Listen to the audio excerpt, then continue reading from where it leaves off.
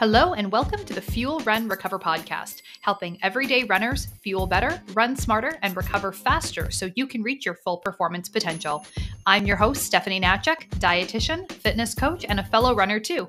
As the owner of Stephanie Natchuk Performance Nutrition, I've spent the last 10 years helping runners learn to fuel their bodies, level up their running performance, and establish healthier relationships with food and exercise. If you're ready to reconnect with your love of running, then let's get started on today's episode.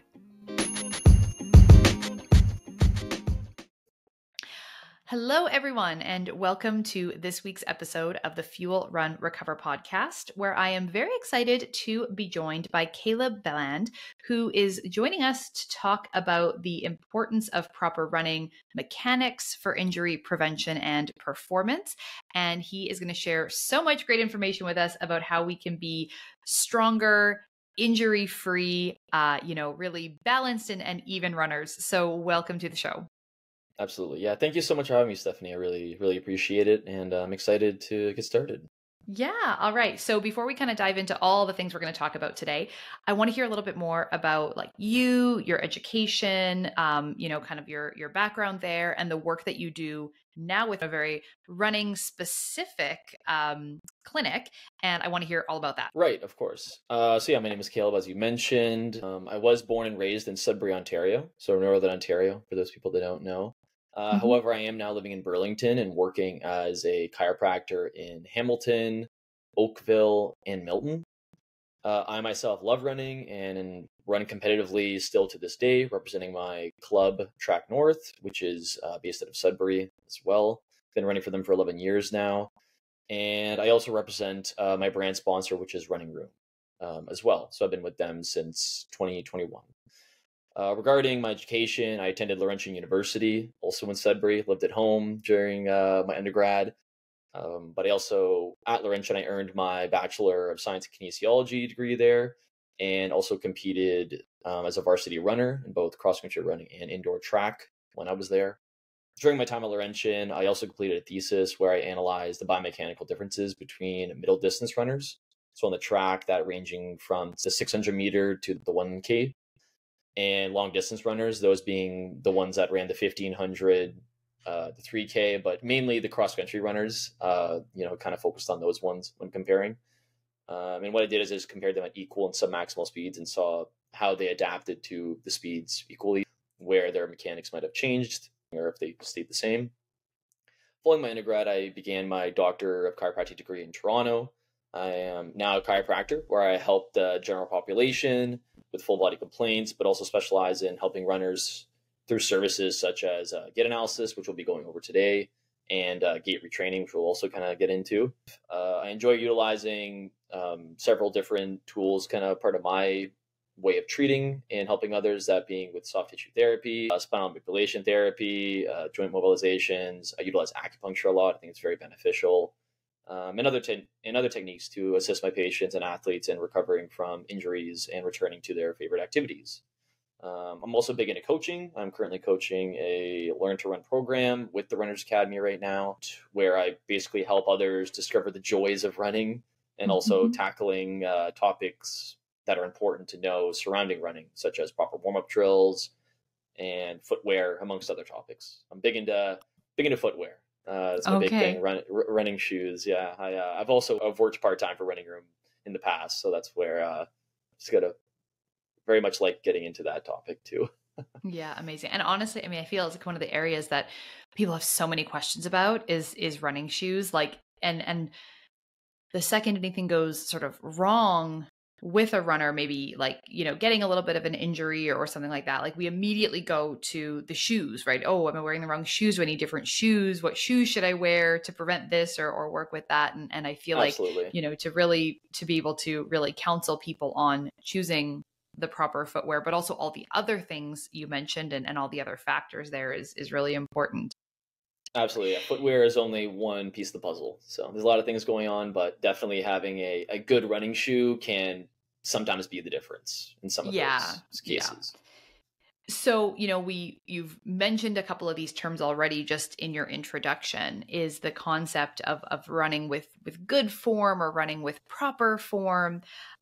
These are terms that get thrown around a lot, especially when we are talking about injury prevention, efficiency, and as we'll kind of get to, like, what separates elite runners from non-elite runners and things like that. But can you, like, just kind of break it down for us? Like, what does that mean? Like, what does the term running with good form or with proper form, like, really mean? Yeah, absolutely. No, it's a great question. So running with good form refers to using efficient and biomechanical sound movements to help reduce the stress on the body and enhance your overall performance. So basically, just running as efficiently and as clean, I guess, as possible. Just in terms of your efficiency, you want to feel smooth when running. You don't want to feel like you're fighting it. Mm-hmm, mm-hmm. So to break it down into some components to kind of better understand the topic, just a few that come to mind. So the first one I'm going to kind of discuss is posture. So something that people typically don't really think about. Actually, I feel like when with running is their running posture during running.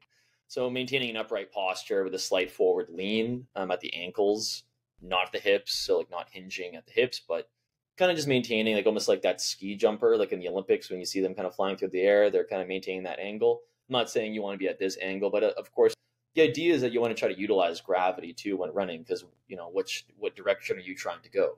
Trying to go forward, right? So you want to try to utilize that little bit of a lean to help kind of propel you forward a bit, and that just helps things feel a lot smoother as well, because you don't want to be running, leaning back and then you're trying to go forward, because then that's a lot of stress on your body, because there's counter forces there, and that can cause problems in itself.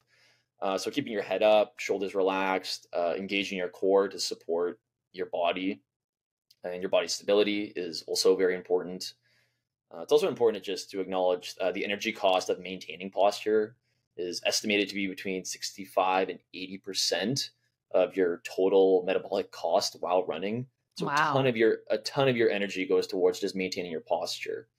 So typically you'll see a lot of the time when people really start to crash out in a race or a very long run, you'll see their posture will go. Their shoulders will roll Mm, forward. yeah. They'll start slouching.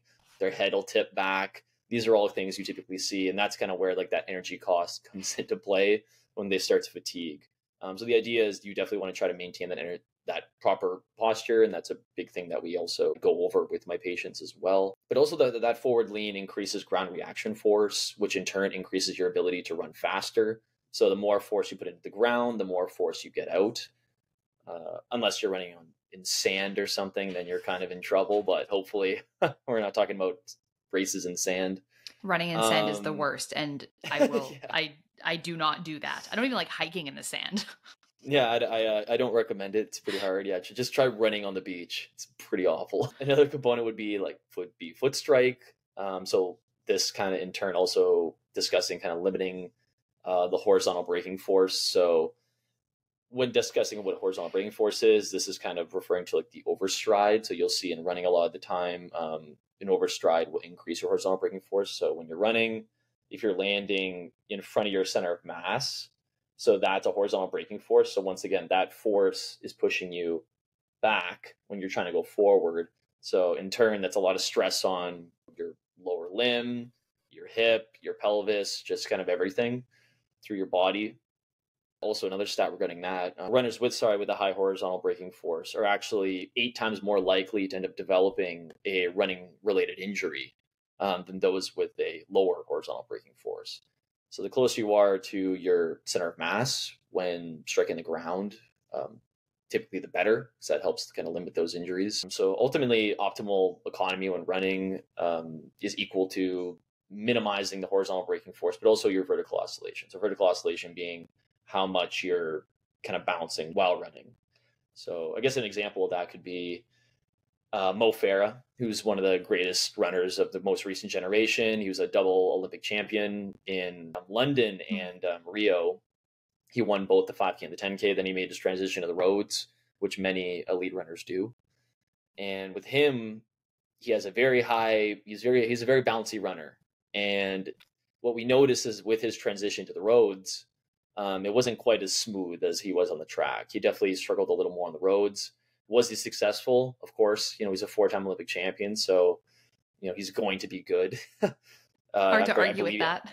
exactly. I believe he still has the British record in the half marathon, but the thing is he never did really reach his full potential in the roads, and I think that was also like a factor that could be contributing to that, is because he was just wasting a lot of energy going up and down when over 5K maybe not as important, but over 42.2K in the marathon, I think it definitely did take its toll. Yeah, and I mean, huge difference in running on a track versus running on a road, right? In Oh, terms of absolutely. like that energy return that you're getting back. So again, like, you can get away with maybe certain things on a track that, by distance or also just by the surface that you're running on, it just Absolutely. isn't, same way like if you were running on sand with that same type of running mechanics, then you probably really wouldn't get away with it for very long. Exactly. Yeah, no, there's definitely a lot of components there we would have to consider. Another one, when kind of discussing this, I would say, is a crossover. So crossover is another one where you're running and you want to stay kind of like in line with those hips typically. But what you see a lot of is people will almost end up running on almost like there's like a tightrope in front of them.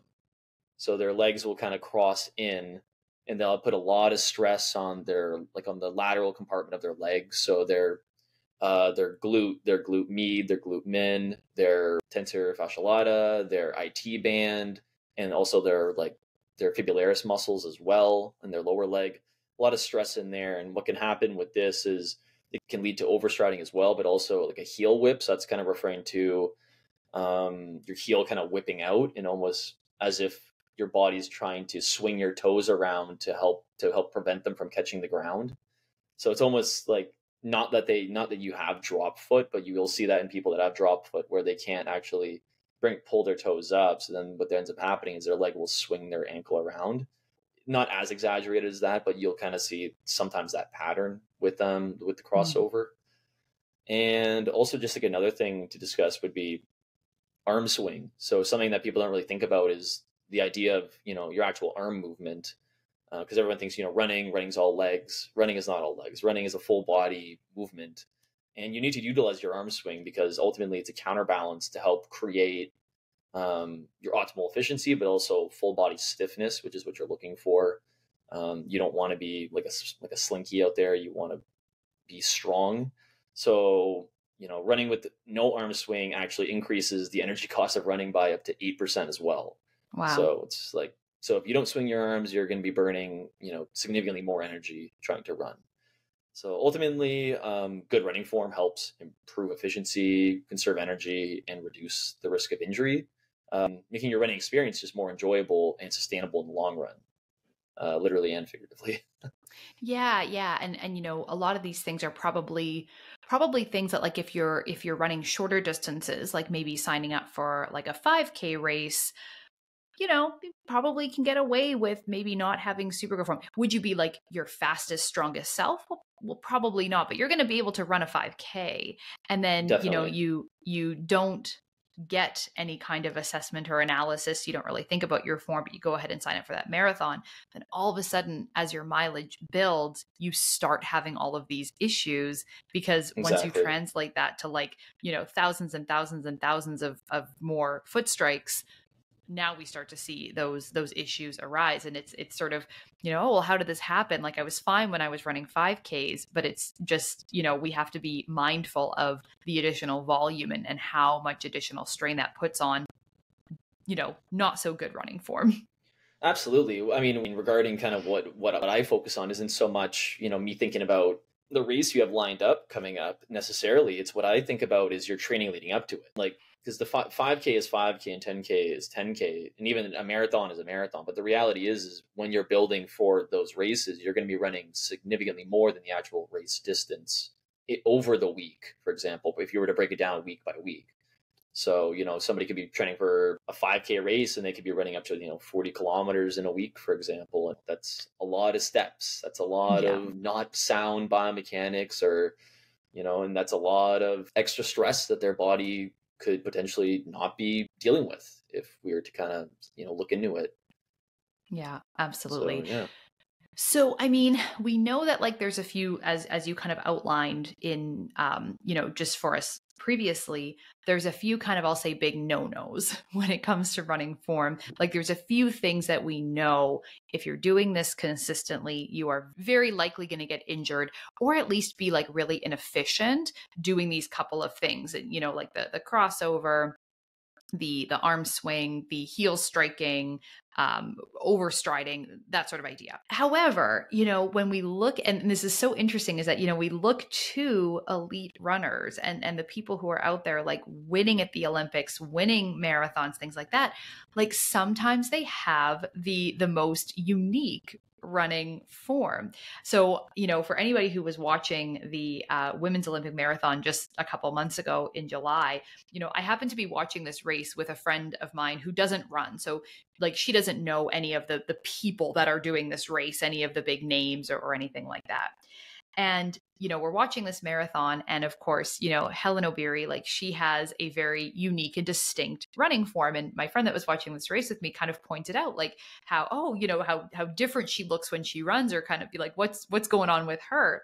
And like literally couldn't have even been a minute or two later, the commentators that were doing the commentary for this race had, brought up her form and kind of pointed it out. And so we just laughed that it was so noticeable, even in this field of elite runners who all, by have access to all of the most incredible professionals in the world who are going to be helping them with good form. So, and I know this happens a lot. And you had also just mentioned, another runner who kind of has a unique or interesting way of running that obviously is working very well for him because he is, getting medals in this area. So can you explain to us how this can be that like why they can sort of, I'll say, get away with certain things that like, me as a recreational runner probably couldn't. Like what's going on there between an elite runner and a non-elite runner that their form can be like so unique and look so different, sometimes even really coming off of what we would consider to be good form, yet obviously they're out there winning medals, so who can argue with it? Yeah, absolutely. No, it's a great topic, and it's fun to talk about. So yeah, also just kind of before I get started, I just want to like take a moment to acknowledge how great Helen Obiri is. For those listening who don't know, she is a multiple-time world and Olympic medalist on the track, and is now on the roads. And most recently, did win the bronze medal in that Olympic marathon in Paris, actually. So she's a pretty big deal. But she also won the last two Boston marathons. So she won in 2023 and in 2024. So she defended it, which is really rare. And she also won the New York City Marathon last fall as well. So she's been tearing it up. So she's a great example, actually. So it's always a fun topic to discuss because there will always be variations and outliers in anything we research or look into realistically. So yes, there are many professional and high level athletes that exhibit many of the things we suggest people not to do, such as you see crossing over, you see the heel whip. With that crossover, you see all the overstriding, you see the interesting counterbalance and with the upper limbs, with their arms. However, in many of these cases, you have to remember that these athletes eat, sleep, breathe this sport, and have a very strong team around them, keeping them happy and healthy. Like this is their profession. This is what they do 7 days a week. Their job is to be as fast and as healthy as possible. This is how they make a living. So of course they're going to have a ridiculous team around them, keeping them healthy. That being coaches, practitioners, and even including the brands that sponsor them, making ensuring that they have the technology and the tools to maintain this health. So it's important to also just note that everyone is different anatomically as well. So just like their actual anatomy, meaning we all have different variables and components of our bodies that make us unique, such as, my tibias in my lower leg could be longer, leading to a slight overstride compared to someone else with a shorter tibia, for example. Like there are some things out there that, we can't change because just everyone is different. So these are things that you kind of have to take into account when you're working with somebody. Another great example, actually, would be Haile Gebrselassie. So He was Ethiopian runner, very, very big in the 90s and the 2000s. At one point had the marathon world record, the 5K world record, the 10K world record, I believe, multiple time Olympic champion as well. And, he also was kind of known for having kind of interesting running form in his upper body. So that being his left arm, he actually hiked it higher and kept it kind of tighter to his body. And that's how it always was. He always had one arm that was tighter than the other. And it was really interesting. People are like, oh, like that's so weird. Why does he look like this? And the reason why is because he actually ran 10K to school and back every day when he was growing up. And what he did is he would hold his books in his left arm. So like there are some things that are kind of out of the realm of changing. Like that's something that his body never did end up, changing. And why would you? Like there's something like that where it's out of your control and it's actually just become something subconscious. So in some cases there are things you just can't change, but also like in his case, he's kind of another outlier in terms of having something a little bit different. But going back to Obiri, another aspect to consider is, the age-old quote of, if it isn't broken, don't fix it. Mm-hmm. She's a very successful and elite runner and is known for her durability, clearly. I mean, she won Boston and she won New York in the same year. She, obviously knows what she's doing, has a great coach behind her, who is actually Dathan Ritzenheim. She's sponsored by On as well. But yeah, she's very successful and elite and is known for her durability. And so yes, she has some abnormalities that seem odd and not proper, but that doesn't mean she isn't running the best she can and also the healthiest she possibly could be. However, let's say she were to have an injury and that continues to return, and it's something that is directly related to an overstride or a crossover component that we continue to see, then I would feel inclined to make suggestions to help minimize those components in hopes of shifting some of that load she's experiencing to help better manage those recurring setbacks and injuries. She's not in that position, but that would be an example when you hopefully want to make those recommendations as a coach. But that being said, it is important to note that most professional runners are very sound and efficient runners. Some great examples being the American Grant Fisher. He just won 2 medals on the track in the 5K and 10K these past Olympics. Then there's Jakob Ingebrigtsen, the Norwegian. He was the Olympic champion in the 5K this summer and also just set the 3,000 meter world record. Just to throw some Canadian flair in there, Canadian marathoner Natasha Wodak who has the Canadian record in the marathon. She is a very sound, very clean, efficient runner in my opinion. So those are just a couple examples of people that are a little more what you would, I guess, expect in terms of, people being at the highest level and are very efficient and kind of silky smooth runners. Yeah. So in your opinion, like would a runner, let's say you've never had your gait analyzed, you've never had anybody look at your stride, like you're just out there running and you have no injuries or anything like that. Would you suggest that a runner like get a gait analysis done or have someone look at their stride and their form and everything as like a prevention strategy? Or do you think it makes more sense to wait until you actually like have an issue to tweak anything with your running form? No, I mean, I don't think you need to have something happen before you. I mean, it's the same thing with my profession in general with chiropractic care. You don't need to come in to see me with an injury. I mean, I've had patients in the past where they come in and see me, and yes, obviously, if you have an acute injury, I would see you much more frequently to help kind of alleviate those symptoms and to kind of stop it in its tracks. But a lot of people come in and it's just maintenance care too to keep them happy and healthy.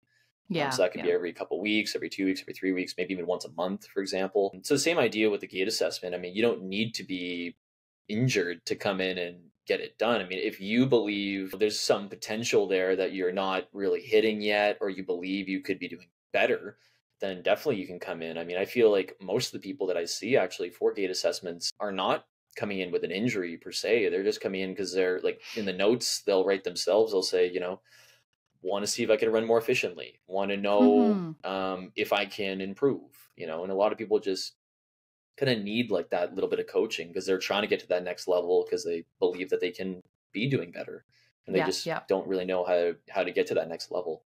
Yeah, absolutely.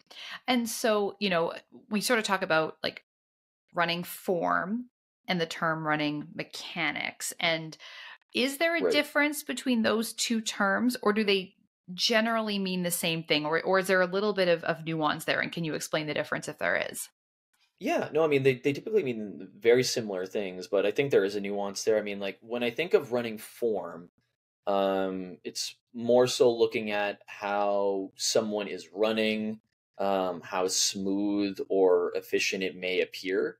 Whereas running mechanics is more so referring to the more specific components that make up your running form, such as your stride length, the Hmm. vertical oscillations, how much you're moving up and down every time you strike the ground.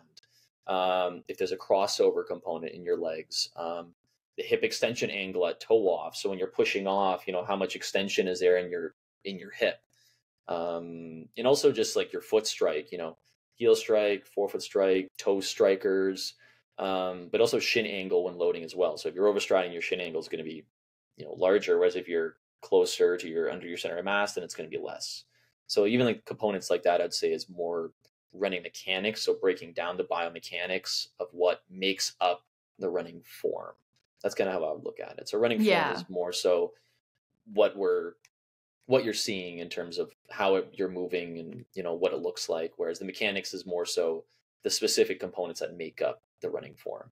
Yeah, absolutely. Absolutely. And so, basically for these, elite runners who maybe are doing things that look a little bit different than what, we would consider to be good form, it's partially just that there's so much natural talent there that they can tolerate running these very high volumes without getting into a risk of injury, whereas you'll say kind of everyday average runner, just wouldn't be able to tolerate that type of volume without potentially getting hurt due to those factors. Like, is that sort of the right way of looking at it? Or is there something else going on there, like another kind of component that you would sort of add to that?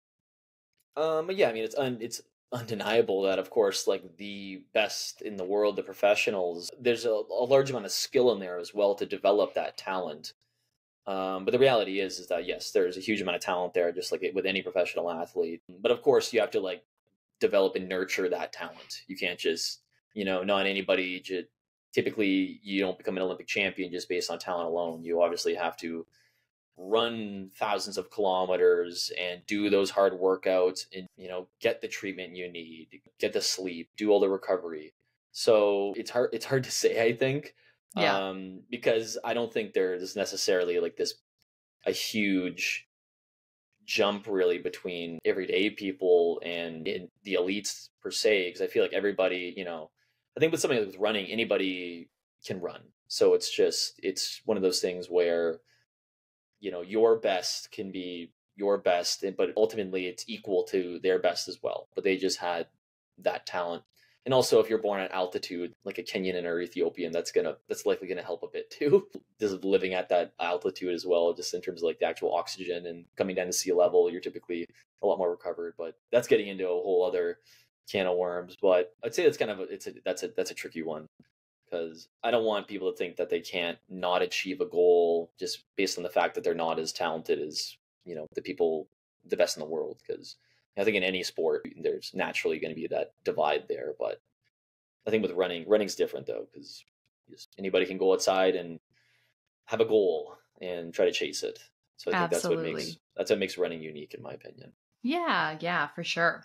So, you had mentioned that one of the big things that you're really sort of passionate about is getting people sort of warmed up, and going through those drills and kind of making sure that people are ready to perform. And again, this is looking at all different levels of runners and stuff like that. So, tell us a little bit more about the importance of like, a pre-run warm up, what exactly it includes, why we should do it, and how warming up really helps to support better performance as a runner.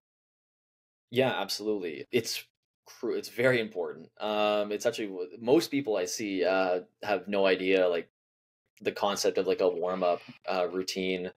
And that's very fair because I didn't either until I was in university almost. I always did a warm up run in some like dynamic drills, but I never actually did anything before the warm-ups. There's almost a warm-up before the warm-up, which is the main thing that which I typically now go over with most people. So yeah, pre-run warm-up is crucial for several reasons. So one of those include increasing blood flow. So it gradually increases circulation to your muscles, delivering oxygen, but also nutrients to enhance your performance overall.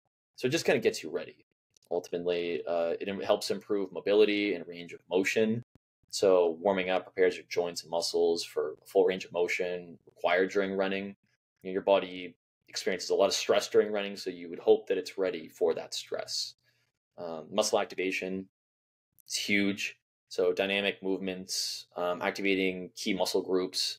So example, like doing a set of calf raises to get your calves ready. Your calves do so much in terms of the actual size of your calf for the actual demand that we put on it for running. There's no other muscle in the body like it in terms of like what the calves actually are doing. So imagine, you wake up, then you just roll out of bed and you start running. Your calves are not ready for that run at all. So, it's good to just get some blood flow to those muscles, get them activated. And that's just one muscle, for example. I mean, obviously you want to get more than just your calves ready, but I'm just using that one as an example in this case. But yeah, ultimately that helps you perform more efficiently, but also reduce strain and weakness in those muscles as well. And then also another one is just enhancing that neuromuscular coordination. So it helps your body transition from rest to activity. So it helps improve coordination and your reaction time. So it's just basically waking them up. That's the idea of doing an activation process. It's like, that's basically you telling them like, all right, hello, like you're about to do something strenuous. Even if it's an easy run and you're going out for like a morning shuffle, it's still important to get those muscles ready, because typically it's in the smaller things when you kind of skip out on it. That's where those little seeds are planted for something down the line that could be a setback that ends up, costing you your training, or, or even like a race that you don't end up running because of something. And ultimately that's kind of what we're getting to, which is injury prevention. So by gently increasing like your muscle's temperature, elasticity, a warm up just ultimately helps reduce the risk of strains, sprains, other common injuries you typically see and encounter when running. So that's why pre-run warm-up is so important for all these topics. But ultimately, the goal is to just injury prevention, and it helps improve performance ultimately. Yeah. So what are the things that you include in your pre-run warm-ups for your athletes? What are some of the movements or the things? You said there's like a warm-up before the warm-up. So tell us what all goes into that. Yeah, so it's kind of an activation program is kind of what I call it. And that the idea is that you're activating your muscles. You're kind of getting them ready. But I try to keep it simple because you don't want to give people anything too long or like something that seems too daunting. So you like to keep it pretty simple. So I'll have some calf raises and only have them do like one set of like 12 reps, for example. Like just do like something to get the muscles ready. So like you typically see like the leg swings, like I'll throw those in there for some mobility through the hips and stuff. And that also incorporates a lot of the muscles that are acting through the hip. So some leg swings, some calf raises, some lunges. So you do a lunge and you kind of rotate to one side. It basically just gets some movement through your back as well, through your thoracic spine and your low back.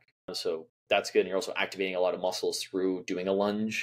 One of them is so kind of to activate like the glute med specifically, because with running, sometimes what you'll see when people are loading is you'll see a hip drop, which is actually called like a Trendelenburg sign. So when they're loading, their hips will actually, one hip will drop and one will stay up. So the idea is that you want to try to keep them level. Ultimately, the glute medius plays a big role in preventing that. So activating that is really important. So another one, you could do like glute bridges. That's good. You could also do, for the glute med specifically, a clamshell sort of movement, but sometimes those don't work for everybody. So then we kind of have to play around with it. Everyone's a little bit different, but that's kind of the idea. So what do we got? We got the calves, we got the glutes, we got the hips, we got doing the lunges. So that's a bit of everything. Get some movement through the mid back as well. That's only through 4 or 5 movements. Yeah. And so how long would that typically take? Oh, God, like a couple minutes. Yeah. A couple minutes, less than 5 minutes. Yeah. you See, know? guys, doesn't have to be that long. We're not Yeah. asking you to add another hour of stuff onto your already early morning workout. Exactly. And even just doing some marching is really important too. Just like activating, because that just activates your hip flexors as well. Just, you're trying to, you want to have a knee drive when running. So that's definitely beneficial as well. Yeah, So for marches sure. too. Yeah, for sure. And so you had mentioned that one of the things that you do with runners and kind of one of your areas of specialty is gait retraining. And can you Right. tell us a little bit more about like what exactly gait retraining is, what it kind of consists of? And do you think that it's something that if you are a, pretty injury prone runner, like if you're someone who just keeps running into issues with injuries over and over and over again, maybe the same one, maybe different ones, do you think that gait retraining is always going to be a key part of that runner's rehabilitation program? I mean, I believe it absolutely could be. Yeah. I'm not just saying that because it's a service that I provide, but I think it's really important for a lot of people. And I've had clients and patients recently, and they've had these nagging injuries for years. And we go through a couple things, do a couple drills, specifically coach them and give them these activation programs, but also to even just like post run mobility as well. Just a lot of people don't really do so. And sure enough, they do make those improvements, and then they're running better than ever within a couple weeks of us kind of going through these processes. So yeah, I mean, I do think it is very beneficial for anybody that's running or seeking improving, but also if they're dealing with an injury, I mean, it's worth a shot, at least in my opinion, because I don't believe it would make it worse. So at that point, we might as well see if we can do something to help get you to that next level. And And I've what exactly does so, gait retraining consist of? Like, what is the process of doing that? Tell us more about the details. Absolutely. So yeah, the gait retraining. So gait retraining is the process of altering a runner's movement patterns and biomechanics that we discussed earlier. So the mechanics specifically to improve their efficiency, to help reduce injury risk, but also to recover from an injury if that's what we're dealing with. So it typically involves identifying inefficient or harmful mechanics. You see a lot of overstriding. You see a lot of crossover. You see a lot of the pelvic drop, which just talking about with the glute Hmm. meds. Like you'll see they'll load on this leg, and then this side will drop, like the one that's kind of in the air, and then Yep. vice versa.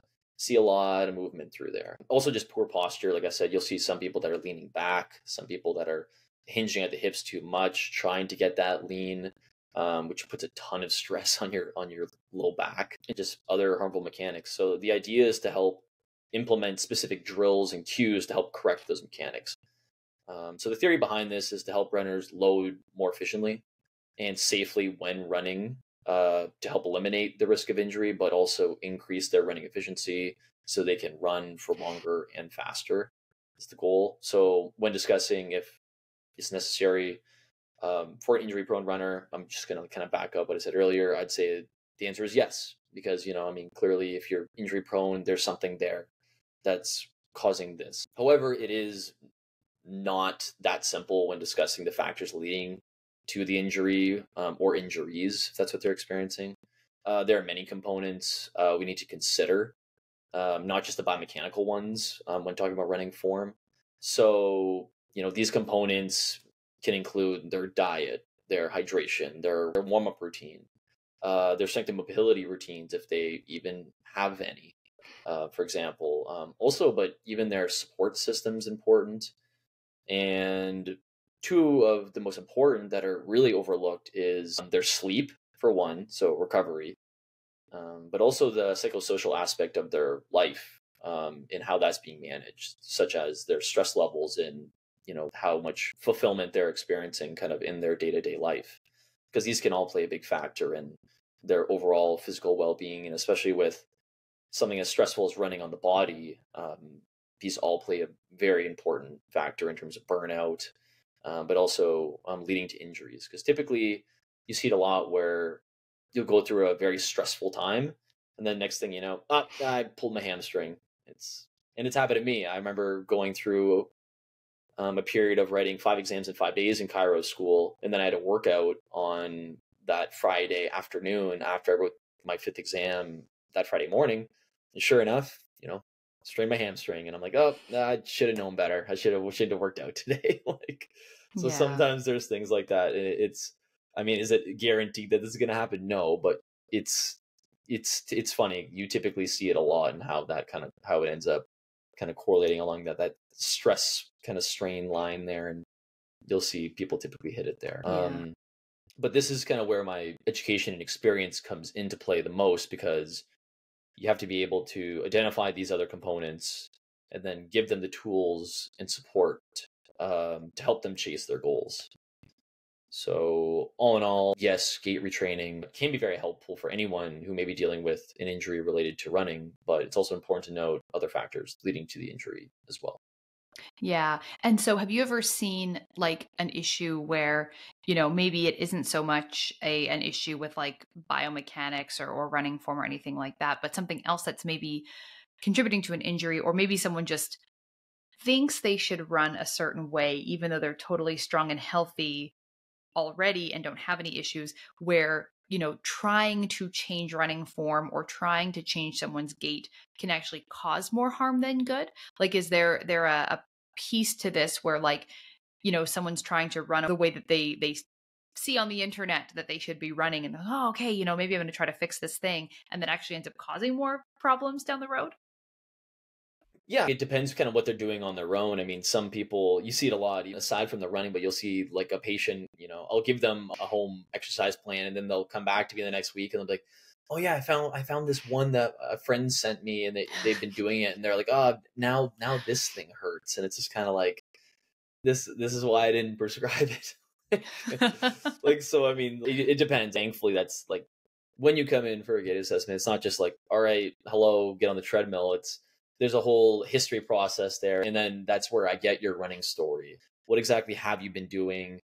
And then hopefully during that discussion there, that's when they mention to me, oh yeah, I saw this, so I'm trying to run like this, but I've noticed this come up since. And it's like, okay, but that's how they run, whatever you were trying to emulate. But how do you run? So we need to see how Yeah. you run, because everybody's different. So like I said, there are a lot of biomechanical variations in there. I mean, there isn't necessarily a strictly cookie cutter way of handling every person or anything. That's why you need to kind of approach everyone differently, because everybody is different. So ultimately, there are a lot of factors that we need to consider. And in that case, do I think us doing gait retraining would be harmful? Not necessarily. Because with gait retraining, it's important to note that there's always going to be a risk with when doing gait retraining, because the idea is what we're doing is we're transferring load, right? You're still going to have the same amount of load that you were running with previously before I gave you the drills, and we start, changing things a little bit to make you more efficient. But ultimately, there's always a risk when making changes to the way you move. So, which is why we break it up into typically a few sessions. It's never just a one and done. Typically, we break it up, give you time between sessions to get multiple runs in, see how it feels. And I also give very specific instructions regarding when to incorporate them and how frequently and how much. So, an example would be, incorporate this drill for 30 seconds to a minute at the beginning of every kilometer.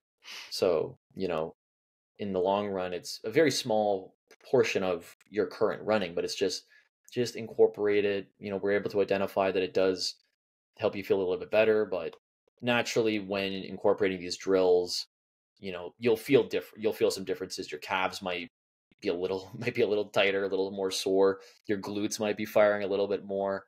But this is also your body just adapting to the new way that we're trying to train. So it's not necessarily that you're going to just like change these couple of things and you're going to just feel like 1000% magically better. Like, now you're Yeah. using different muscles than you were before, and those muscles maybe haven't been used to their full potential in a long time. And so now we're transferring that load, and we're now needing to build up the strength and the endurance in those new parts of our bodies that are maybe more equipped to handle that load, but they still need a little bit of adaptation to get us there.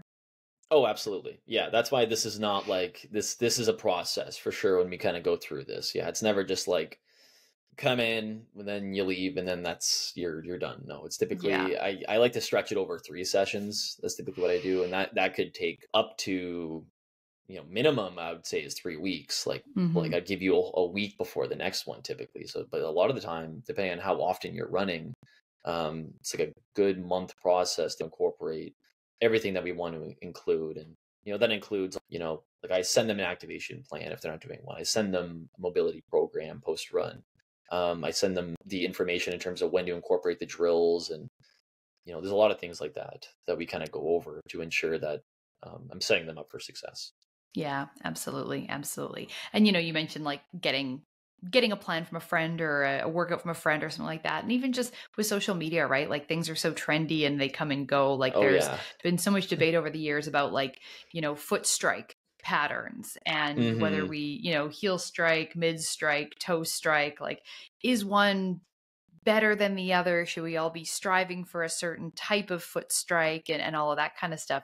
And when you really sort of dive into it, it's like, well, it depends on you, depends on Absolutely. your overall form of mechanics. It depends on how far you're running, depends on what footwear you're wearing. Like there's just so many other factors that you see, like an Instagram reel or a TikTok or something that says like, why you should be toe striking and why toe striking is the way to go. And it's just there's no context there and kind of no nuance to be able to unpack it Right. all.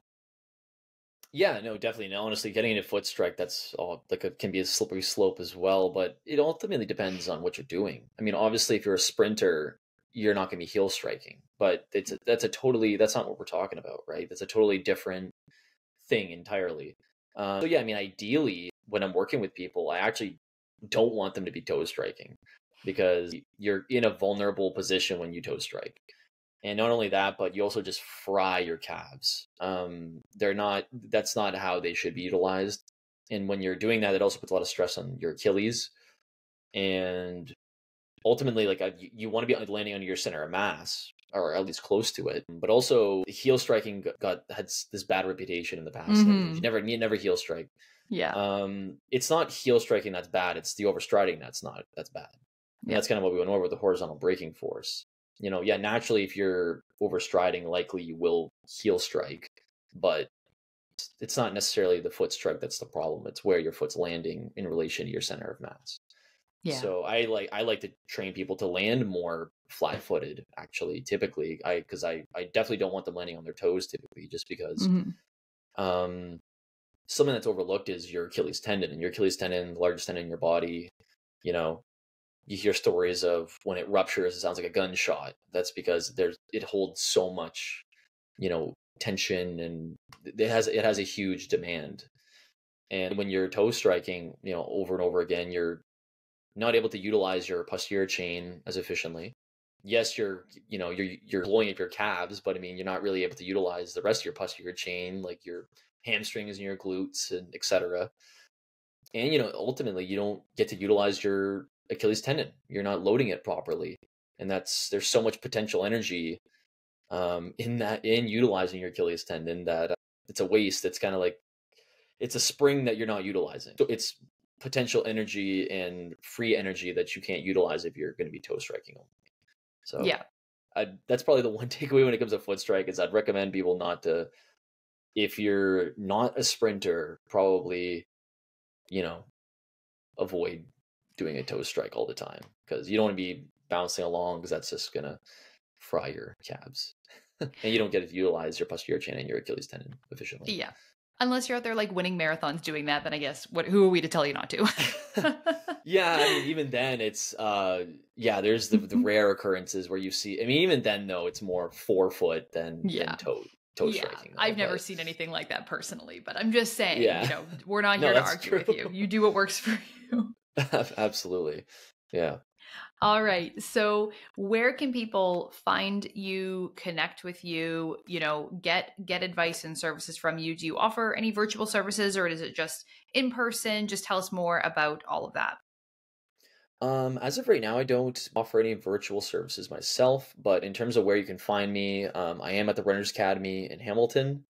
I am also at Athletes Care Sports Medicine Center in Oakville, and I'm also at Physiomed in Milton as well. So I'm at 3 separate locations. So there's, All you right. know, in those communities, they have a lot of options. And then in terms of social media, I do have a Facebook page. It's just Dr. Caleb Beland. And then my Instagram is Caleb the Chiro. So you can also find me there, where I post content weekly. So yeah. All right, fantastic. Well, thank you so much for sharing your expertise with us today, taking us through all the things that we should be thinking about with our running form, understanding a little bit more, kind of what a gait analysis or what a gait retraining strategy can really do for us as runners, and like why that might be something to consider if we do find ourselves getting hurt often and kind of having these recurring injuries. I think it's so helpful for people to just know that like there is somewhere to go. There is something that can be done. I think we think a lot about strength training and like, oh yeah, I need strength training. I need to get stronger in order to prevent injuries. And it's not that that's not really important, but if you're still running with poor form or poor mechanics, like just doing a bunch of squats probably isn't going to totally fix that problem. I mean, it might help some, but we really need to be looking at, more than just weakness, but also like how we run and everything to do with that. So I really, really appreciate you coming on the show today and telling us all about it. Absolutely. No, thank you so much for having me. Yeah, I love talking about this stuff. So you can talk all day about it. So thank you for having me, Yeah. Stephanie. We appreciate it.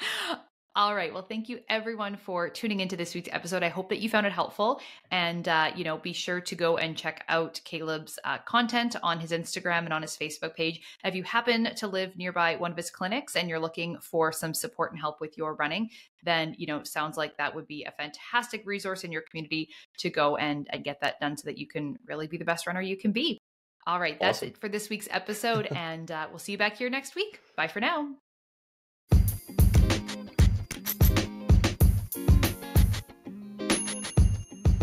The information on this podcast is for educational purposes only and is not to be used or relied upon for the diagnosis or treatment of any health condition. This information does not create a client-practitioner relationship and should not be used as a substitute for professional medical advice.